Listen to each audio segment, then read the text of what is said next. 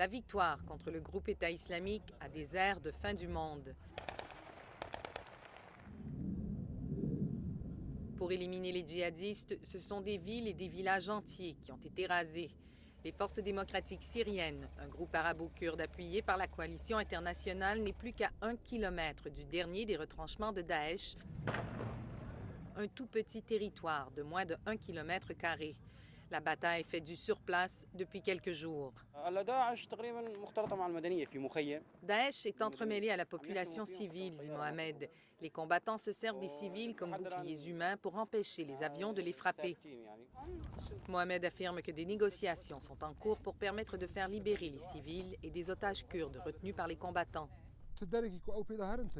Ils n'ont nulle part où aller, affirme le porte-parole de l'opération Al Jazeera.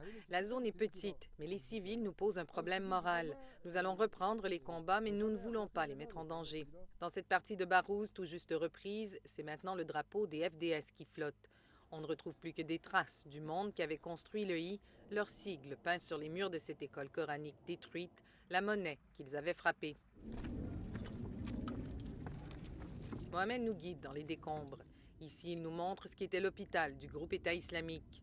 L'état des lieux scabreux, le sol jonché de seringues, de pansements souillés et d'excréments humains témoignent de ce que l'on imagine avoir été des derniers moments particulièrement difficiles pour les combattants djihadistes qui, de toute évidence, n'osaient plus quitter leur position, même pour se soulager. Ce sont les explosifs de Daesh, nous montre ce jeune soldat, de la cordite, une poudre explosive à base de nitroglycérine. Autant de munitions explosives qui étaient destinées à des opérations suicides contre eux. Ce n'est qu'une question d'heures, sinon de jours, avant qu'on ne puisse officiellement annoncer la fin du califat comme entité géographique. Ce projet fou d'Abou Bakr el-Baghdadi qui s'étendait à une époque, rappelez-vous, sur un territoire aussi vaste que la Grande-Bretagne, à cheval entre la Syrie et l'Irak. Un projet qui a mobilisé pour lutter contre le groupe armé État islamique toute une coalition internationale. Et ici, au nord de la Syrie, cette force arabo-kurde. Les forces démocratiques syriennes ne se font aucune illusion. Si elles comptent bien déclarer la victoire contre Daesh, elles savent très bien que l'idéologie, elle, demeure et que des milliers de combattants sont toujours au large.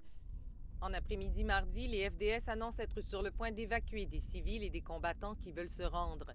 Des dizaines de véhicules vides se mettent en route vers le dernier réduit de l'EI. Mais peu de temps après leur passage, il est évident que l'exfiltration annoncée n'aura pas lieu, pas aujourd'hui. Le son des armes et l'explosion de bombes larguées par ce B-1 américain mettent fin à tout espoir d'évacuation. L'annonce de la victoire est toujours à l'horizon pour les FDS, mais elle devra attendre un autre jour. Ici Marie-Ève Bédard, Radio-Canada, à Barouz Al-Fakani, dans le nord-est de la Syrie.